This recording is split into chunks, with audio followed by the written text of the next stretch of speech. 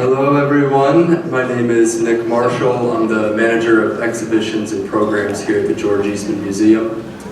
I want to welcome you all. Thank you all for coming out for our final Wish You Were Here Artist Talk of 2019. The series is now in its 19th year, and throughout its entire run, it has been very generously sponsored by Dr. Thomas Tischer, who is here with us this evening. Please join me in giving a round of applause to Dr. Tischer. Thank you for your continued support of this very illustrious program. Tonight we have a very unique event for you. This is the first time, as far as I know, that we've paired a lecture from this series with what we refer to as an immersive oratorio of moving image and sound piece, and that will precede the talk. We're very fortunate to have Lena Herzog here with us to share about her practice as a multimedia artist, who, in addition to her recent projects in immersive art forms, has produced extensive bodies of photographic work while traveling the globe. Herzog is a Russian-born American visual artist. In 1987, she began studying languages and literature at Leningrad University. In 1990, she emigrated to the United States and graduated with a degree in philosophy from Mills College. Her interest in photography expanded in 1997 while studying printing techniques with printers in Italy and France. In 1999, Herzog was naturalized as an American citizen.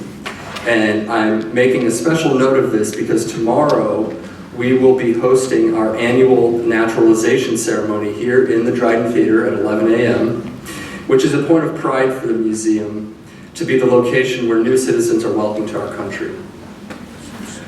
Herzog has published 5 books, including Pilgrims, Becoming the Path itself, The Art of Bullfighting, Flamenco Dance Class, Lost Souls, and Strand Beast, The Dream Machines of Theo Janssen. She has exhibited works at the Peabody Essex Museum, Los Angeles County Museum of Art, Yerba Buena Center for Performing Arts, and the International Center of Photography in New York City, just to name a few. So I want to make just a couple quick announcements here. One, we have a somewhat new HDMI system up here, so you're getting a much better image quality, but we're working through some kinks in it, so you may see a little bit of glitchiness, and I apologize in advance for that. Secondly, if you could please silence your cell phones for the talk, that would be very much appreciated. And also, please silence them for the, and maybe more importantly, please silence them for the screening at 7:30. So, we will be closing the balcony for the screening at 7:30. Spencer Cristiano, our chief projectionist, has recommended that the optimal seating and experience is right here on the ground floor, right in the middle. So we're all going to squeeze together and get as close as possible. There will be some time for Q&A following the talk, then we will have a short break. During the break, we have 4 copies of Herzog's book, Lost Souls, available at the box office if you'd like to purchase one and have Lena sign it. All of her books are out of print now, I believe.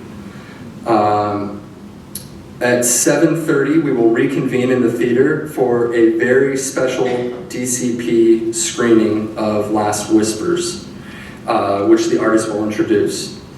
The runtime for the piece is roughly 45 minutes, and I encourage you all to stick around because it truly is a remarkable experience to be immersed in the sound and visuals. Please join me in welcoming Lena Herzog.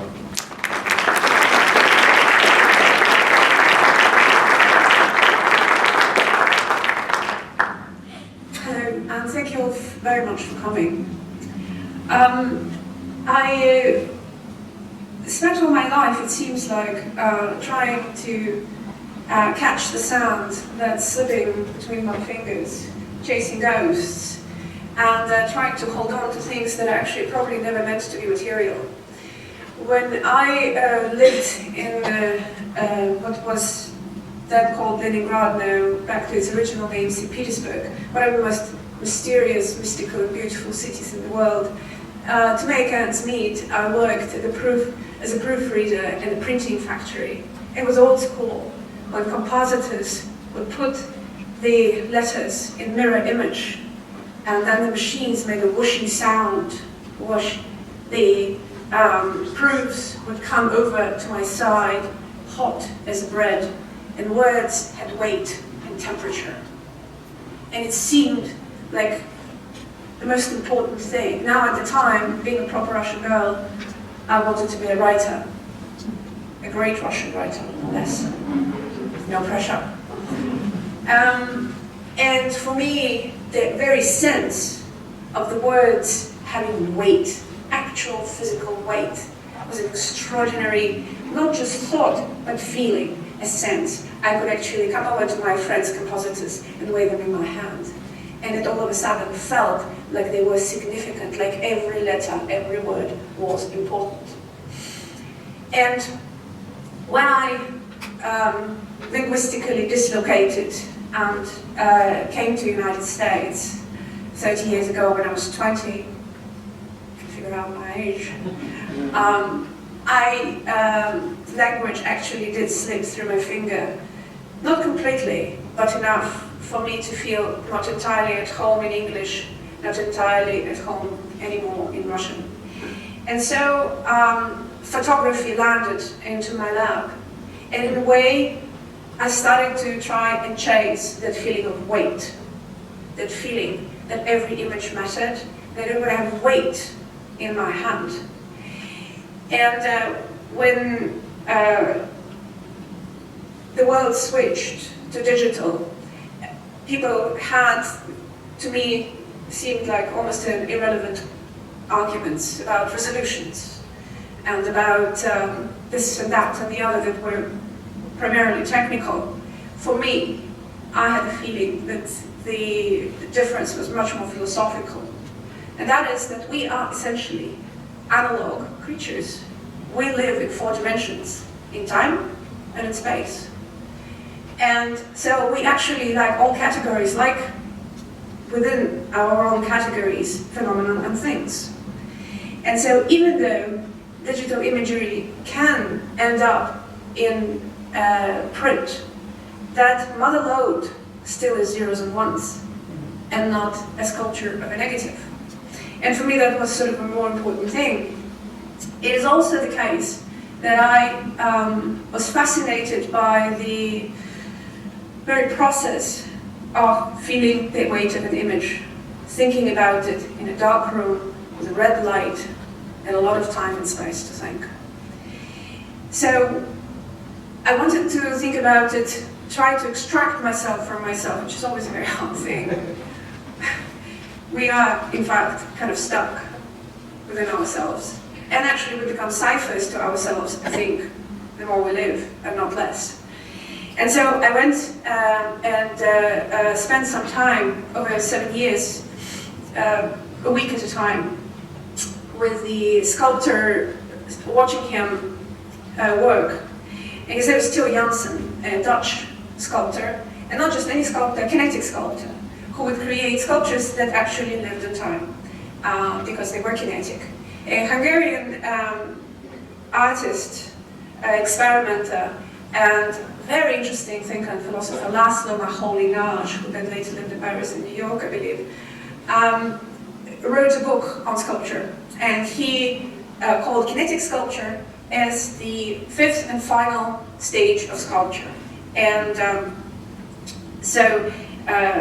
and it is precisely because these kinetic sculptures exist in time and space, and of course that was at the time when they were all working on mobiles and all sorts of things that would move a sculpture to make it more lifelike.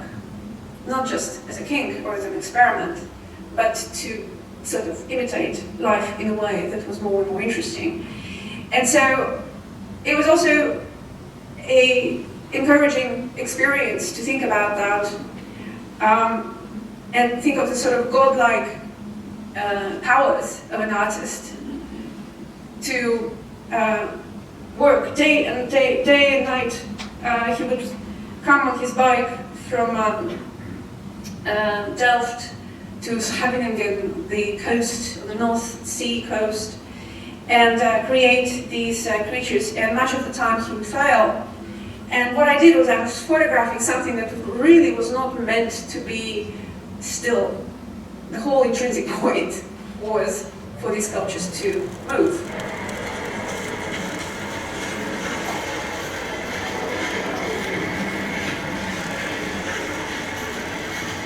I love them too.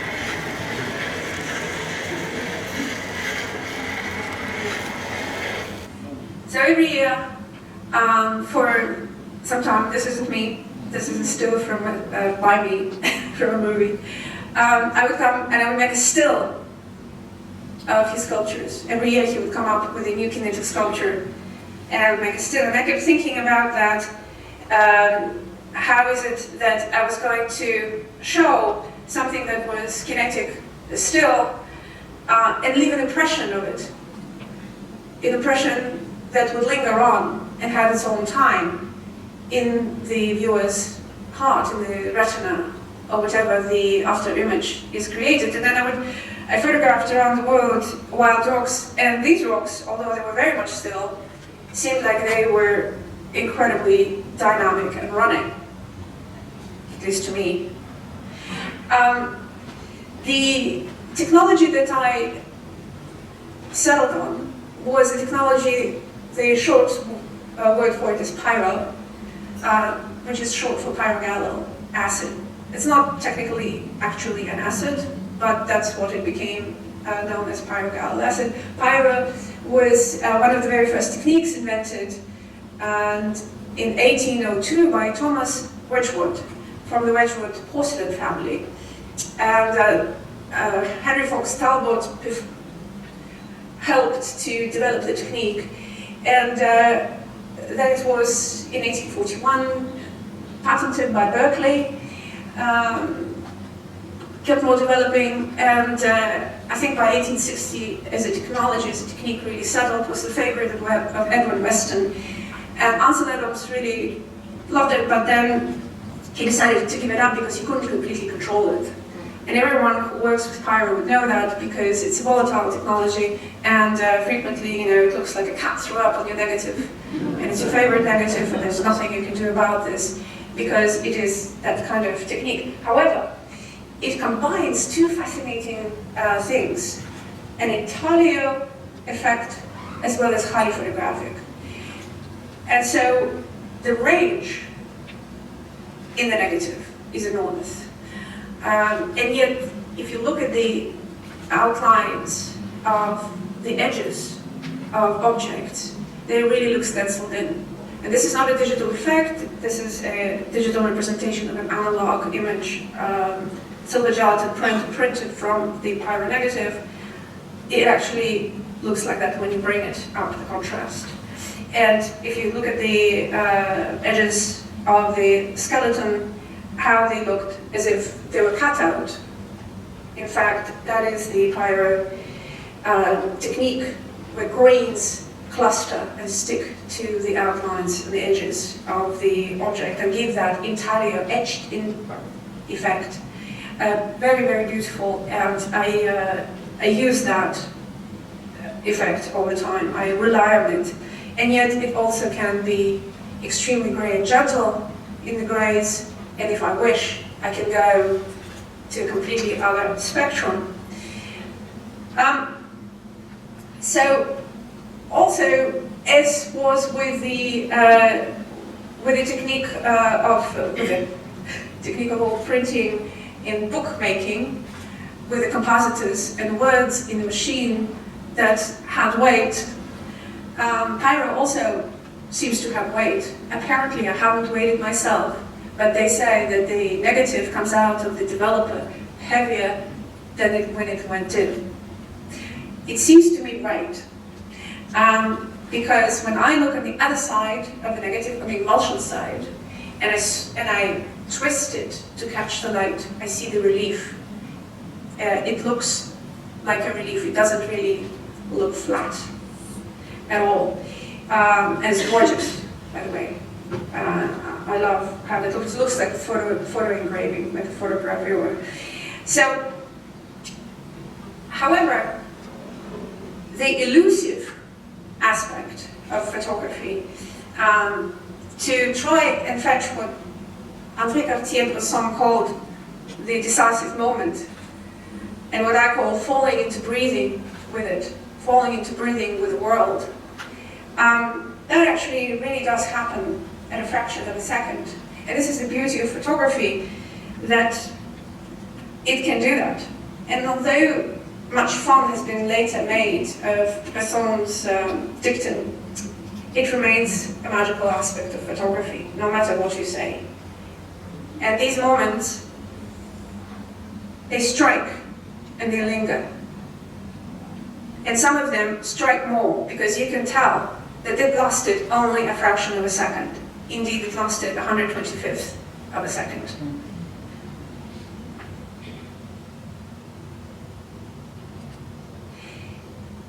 And my first work that I did, when I realized that photography was to be my medium, was in a dance class. Because what I wanted to do is I wanted to work with a manual medium where I was in control of the features, and where everything was really too difficult, because actually that's the only way to really learn.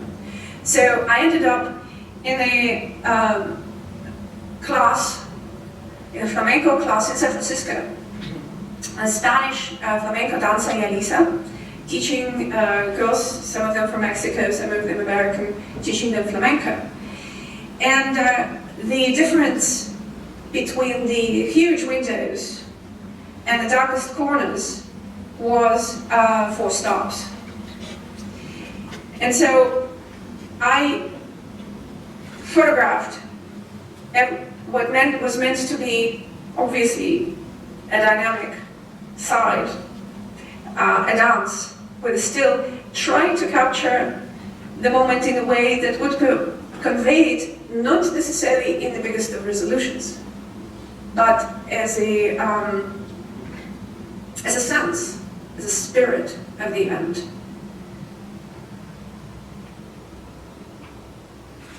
That's from a film, the stills that I made. These are just some of the things that came to mind. And this is from the portfolio Pilgrims, from the book Pilgrims Becoming the Path Itself. Thailand. And all of these moments, of course, last just fractions of a second. My portfolio, the nudes, and the birds, and the giraffes. And when I was photographing these giraffes in Munich Zoo, it was very dark, and I photographed with a flash and a Leica. The giraffes turned out to be extremely curious creatures, so they would fold in and touch my hair, and then I would flash them, and they would come out. And then I would again touch my hair with their lips and pick on it like this. And then I would take a picture of them, flash, and they would come out. Sort of like, you remember that moment in Rear Window when James Stewart is trying to scare the murderer, and he uses the flash, and he is trying to refocus. Anyway, except these are wonderful giraffes. And then when I talked about this to my husband, he said, well, you're lucky you still have a skull, because they take the bark off the trees with their tongues. So it's good they were so sweet, in fact. And so the more I thought about this, the more I realized that actually some of the things that attract me most are the moments of lingering, the quiet moments that seem where everything seems to be suspended. And so this kind of stretching, this elasticity of time, because of course the way that we sense it is we experience it through our attention. And how is it that we pay attention, and how is life or work affects us. And what I found, for example, especially with paintings or sculptures, like sculptures of Theo Jansen, the strong beasts, which literally means beach animals, or with the paintings that I love most, is that they have a dual effect. They strike and they linger. So there's an effect of, when you're stricken by a horrible sight, or when you're stricken by love, something that's really deeply affecting. But then there's also a slow burn. And very few works have that quality. A few things in life have that quality, but then you realize that they are the ones that really affected you most, and they lingered and they stuck with you for sometimes the rest of your life. And so you stop chasing these moments just because what burns you, you chase. What really catches your attention. And it seems like in this moment there's something that is revealed. I don't know what. And maybe there isn't anything, but it seems like there is a space. And you can imagine yourself into that space.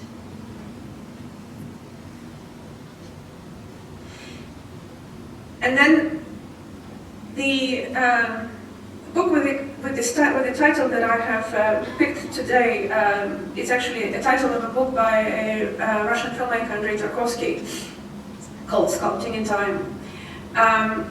Turned out to be the subject that he thought about a lot, but applied to film. And I only read it recently. I was never into film. I was always into books. And only in the past 25 years, the last half of my life, I started to pay attention to it by the virtue of the fact that I am married to a great filmmaker. And so one of the things that was most fascinating to Tarkovsky was that sense of how do we make sense of time. And so how does time make itself felt in a shot? It becomes tangible when you sense something significant, truthful, going on beyond events on the screen. When you realize quite consciously that what you see in the frame is not limited to its visual depiction, but there's a pointer to something stretching out beyond the frame and to infinite pointer to life.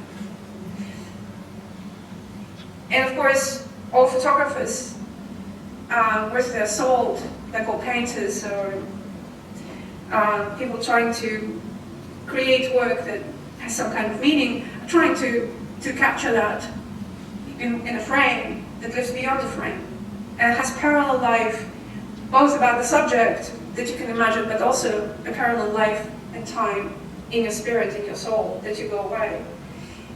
And that, of course, involves understanding ourselves, and I keep thinking that we are ciphers to ourselves. Since I was a child, I would always marvel at the fact that I exist, and I would look at my hands, and I would just say, this is extraordinary, that all these atoms came together to make me. And I still actually am baffled by this idea. So it isn't unusual that I would be catching people doing the same. And when we are looking at something and pointing our attention, sometimes it seems a redirection to gaze at it through the gaze of another, also in the frame. Or that we know that there is a gaze towards something. Here, this bullfighter, a sort of a closeted gay fellow, a very tragic, wonderful boy, who I think was very badly gored, and I don't think his work works anymore. He's looking actually now at the bicycle race, but he isn't really looking. And we don't need to know that what's on television and that glow is of a bicycle race. But there's something that seems to be revealed there in that gaze, in that attention. And we wonder at how what is the boy seeing? How does it strike him? He seems to be stopped by it. he certainly is paying attention. I did not put him there. And this shot is staged, but I've seen Theo's hair at the dunes so many times, and I never really quite caught it that way. So I asked him, well, can you please walk that way? And then stand, and I took it where the grass seems to be sort of morphing into his hair. And I had a feeling that this is also something that is mysterious, a mysterious image, where even though we do not see what he sees, we kind of know that he's observing something, which in fact he is. He's observing his own sculpture. And this shot is not staged at all, even though it looks like that, where everything compositionally came together in a way that is just absolutely perfect. It is not cropped, it isn't staged, and yet there's some sort of a balance in that shot. And again, you know, the next split of seconds, this was a goner. But it looks like an architectural composition. And strange, again, the way that we experience time as we look at it, and how it was experienced then when things are observed and directed. And of course, one of the traditional and obvious gestures to do for a photographer is to go after the tradition where time is invoked, and all of a sudden you have this span of history in front of you. And here, in the suits of Felipe II, we are going back about 300-400 years in Spain, in the suits of lights, and even the gestures seem to be archaic. And this is during Semana Santa in Seville, the procession of the young men dressed as Romans. And this is in Guatemala and Antigua, also during Semana Santa, where people perform history, connect to their roots. And thus, together with them, you too are hurled back in time. Semana Santa in Seville. And this is around Mount Kailash, where pilgrims circumambulate a sacred mountain for 3 days and 3 nights. In India, during a Buddhist festival. And he, this dwarf, who had declared himself a prophet, seems to demand to stop time.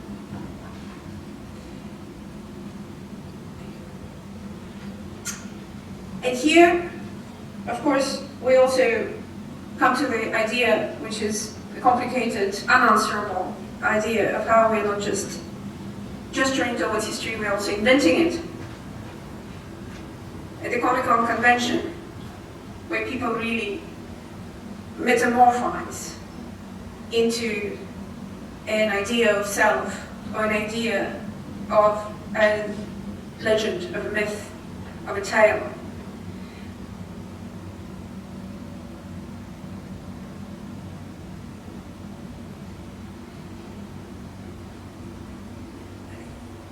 Like many photographers, I also stage. And of course, what you see in staging, and I do not take many pictures. You know, for example, this was not a roll, this was maybe 2-3 shots of a judge who was smiling and had a mask, and then the kabuki mask falls, and it seems like the man is revealed. And in this moment in the procession during Semana Santa, they were all looking at me. And then I realized that actually, no, they look like a 3-profile coin. I asked them, please, can you turn and look that way? And they did. A staged moment. And this was very interesting. So this is Nicolas Cage on the set of the film The Bad Lieutenant. On occasion I work on my husband's films as a still photographer, so we don't get separated that much. So I asked Nick to look as if he saw something horrendous, something truly, truly awful. And I placed him at the icon, and I wanted the eyes to go in the same direction. This is totally staged, this one. And he was overboard, and it wasn't working. And then I said to him, please, now look as if you saw something horrid, but not for the first time. Being a great actor, all of a sudden his gaze went from over there to here. And all of a sudden, the image worked, it seems to me.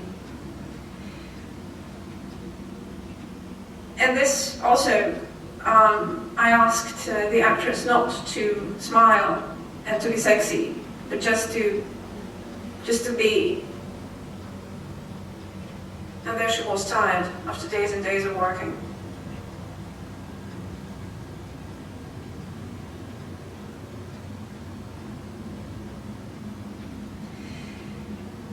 Back to the image that I showed before.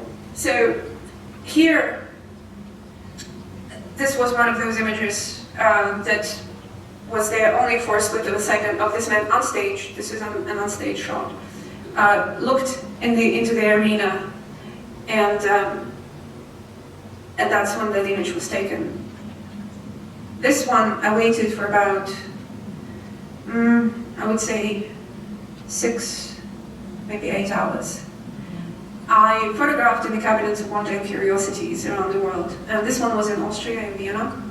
I call this image Gogol because it looks like a character out of a Russian novel, Dead Souls by Nikolai Gogol. I could not use any lights. The specimens are very fragile. So I had to wait for a tiny ray of light to travel through the room. And I had to stay there inhaling formaldehyde, because that's what they're preserved in, until that sliver of light for a second hit his face, and only then it worked. And I knew that was going to happen, and I knew I had to wait there. And this, of course, is the point of it all, the beating heart of what we all want to do.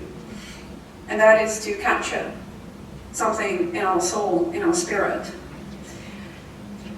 Time is a state, the flame in which there lives the salamander of the human soul. During medieval times, anatomists, particularly in Holland, went after preserving human flesh for the purposes of medicine. And Professor Friedrich Rausch from Holland worked as a midwife, very unusual for a man at the time, and preserved the anomalous births, over 2,000 of them. Russian Tsar Peter the Great, while he was trying to learn Navy from the Dutch, heard about the collection and bought it for 30,000 gil, which was a fortune at the time, brought it to St. Petersburg, brought it to the city that was being built, called after him, St. Petersburg, and created the first museum in Russia, which stood right next to the philological faculty of Leningrad University, where I studied language and literature and linguistics, at the faculty Philologia, the love of language.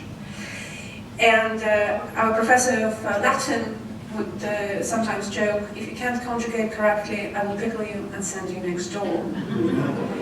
And for us, what we knew that these were babies in jars, nobody ever went, but one day decided, I'm going to go and look.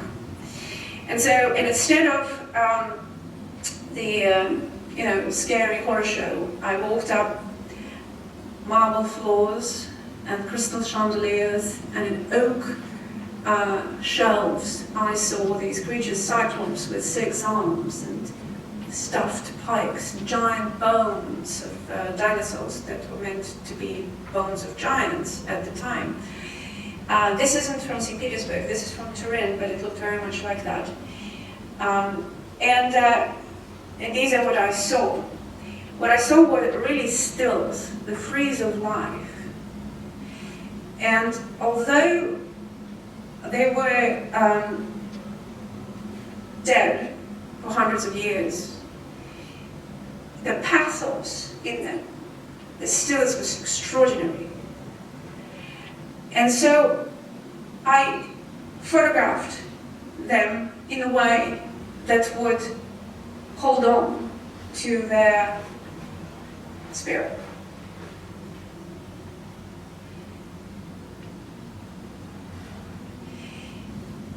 To lighten up the chores, I decided to also photograph the orchestra called the Mice Orchestra, created by E.J. van der Wiele, a Dutch doctor, who had mice in his barn.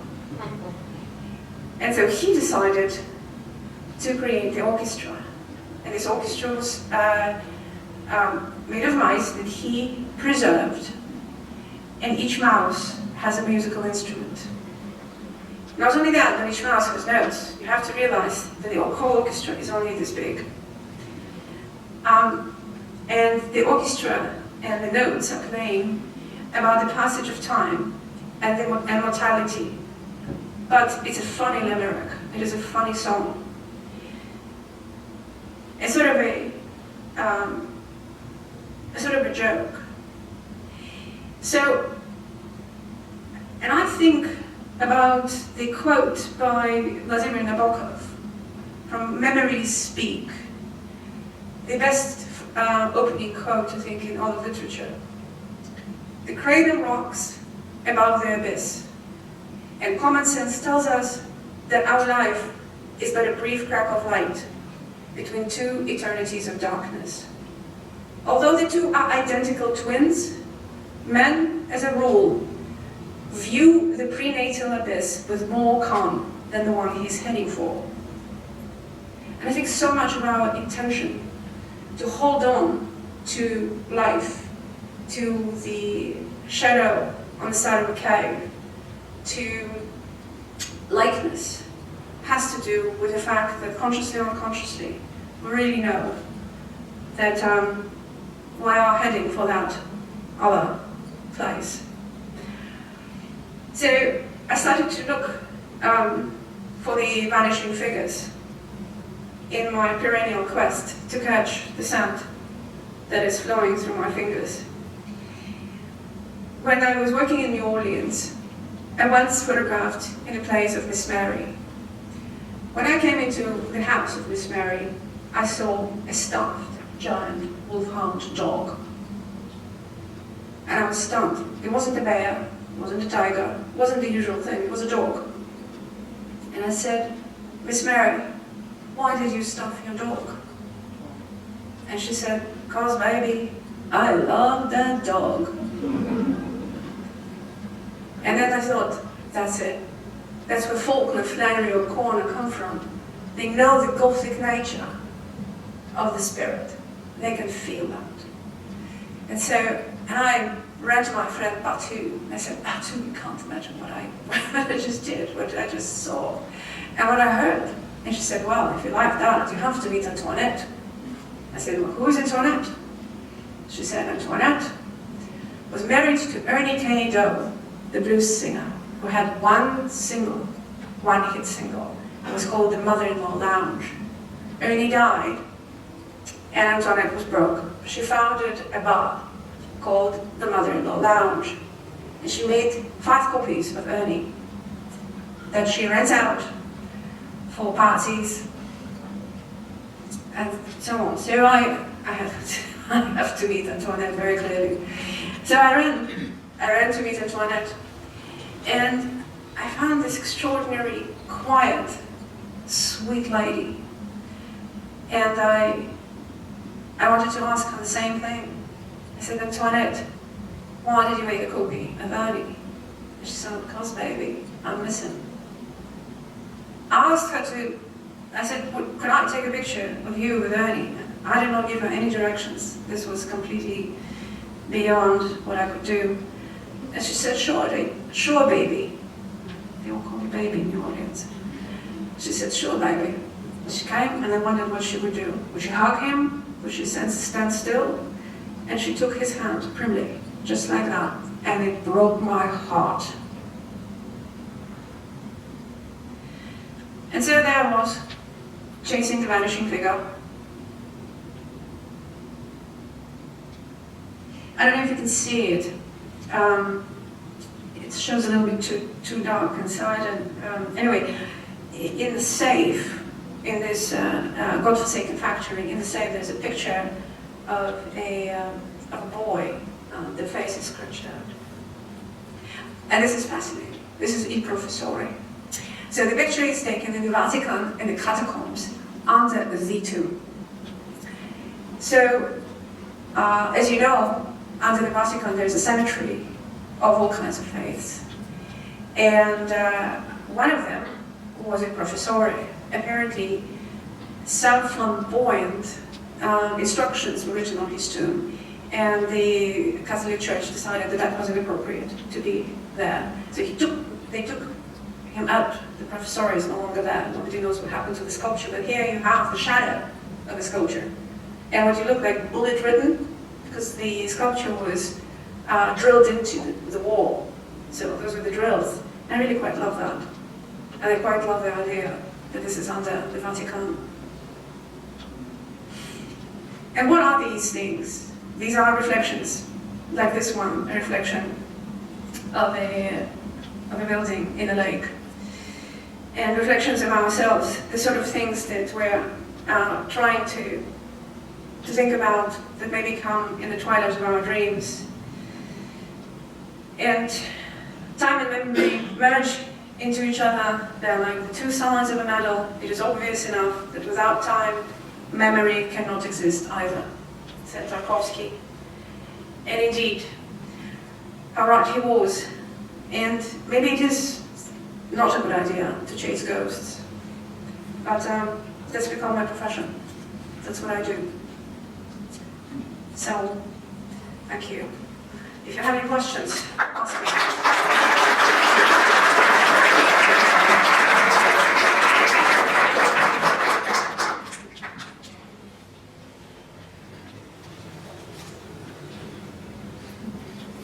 And if there aren't any questions, that's fine as well. I've got a microphone back here for anybody who has a question. Don't be shy. Okay, Barb. Did you do a whole series of the reflections in water? Yes, I have been doing an on and off series that's sort of coming together as a series that has to do with mirroring and reflections. And I've been creating some objets d'art because it seems like I need to emphasize that. So I've been actually today meeting people here at the George Eastman House that gave me some fantastic ideas, both in terms of concept and the techniques. So just to, emphasize more the mirroring effect. Yeah. Any other questions?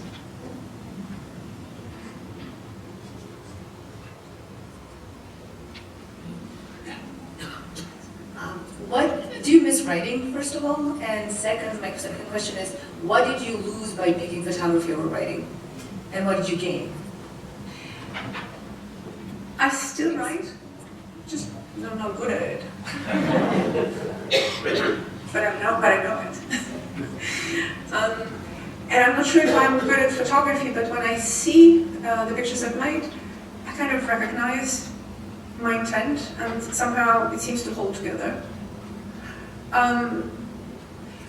Well, I was thinking about language all the time, and it's sort of resulted eventually in the piece that will be shown tonight, which is about language, and about loss of language. Although I didn't do that work as sort of a self-help. I don't do self-therapy like that. But I understand the longing. And so somehow all of these things, they kind of eventually make it one way or another, because art is not whatever it is. What I make is not really a profession, it's really a career. As a matter of fact, I'm pretty bad at the career moves. But it's sort of part of me. So everything that's me, that makes me me, somehow finds its way there. Including the losses, particularly the losses, it seems like. As a matter of fact, one of the bad poems I wrote about that I never trusted those who sing and dance like angels. The ones they've known had hearts of stone. But when a gypsy woman does flamenco, she sings about loss, the inevitable fate of a wanderer. So.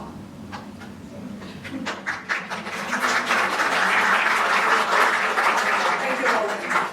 We have time for a few more questions. If Lena, if you want to take some. Or we can co-sign. Actually, I have a comment to make, or question. Yeah. I really like the way that your presentation was structured. A lot of artists, when they show their work, they tend to show, I did this series, and then I did this series, and then I did this series. And yours really seemed to kind of, we would see an image from a series, and then it would, be something very different, and then another image from that series would crop up later. Did you structure it in a way that was like conceptually, like the way that you just generally think about your work, or you think of all of these things kind of meshed together? No, I think it's very unhealthy to analyze your own work. But especially with work that's far away that I've done, I've shown you old work here. I tend not to show my new work just because I'm uncertain. I don't know how it's shaping. And I feel if I start showing it before at least the first shape taken place, I'm affected by all these gazes. And it's good to be affected by gazes, but there's a certain stage you have to do it at. Anyway, so, but when I see my own work, I feel almost like it's someone else's work. I feel like I recognize myself in the cold, but I can see it almost quote-unquote objectively. And so it was, and I also see the sort of worries and questions and the things I think about my medium. And also to the question of what I gained when I stopped writing, when I switched to photography. I gained another world. And I take the medium extremely seriously. I don't try to hammer it into a novel or a novella. I really take it at what it gives, and the medium is extremely giving. And I also find that, especially on the landscape of contemporary art, photography is an extraordinary place where humanism thrives. And this is something I deeply love about photography, because I don't really see it, for example, in painting or in sculpture. Or much else. I mean, there's some of it in film and TV, yes, among, an ocean of garbage. And of course, there's garbage everywhere because the ways of publishing are available to everybody and a cat. But it didn't make more photographers, by the way. Just like having a pen doesn't make you a writer. Having a device that takes a picture doesn't make you a photographer. And I think that is something that I think I was very lucky about, when I kind of hammered into, not even my head, it's more in the head, it's sort of a state where, every word must matter, every image must matter. So I like the idea of being in the darkroom and feeling the weight of the image and having to spend time with the image. So, yeah. Thank you.